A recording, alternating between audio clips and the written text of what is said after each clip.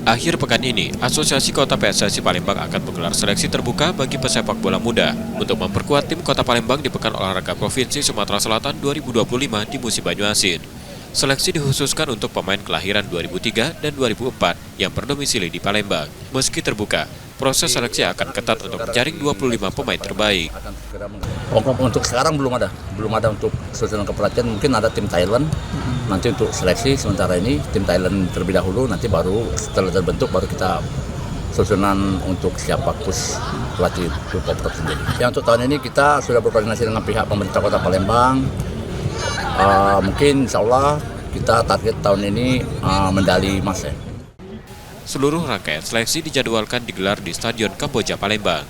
Nur Muhammad, Kompas TV, Palembang, Sumatera Selatan.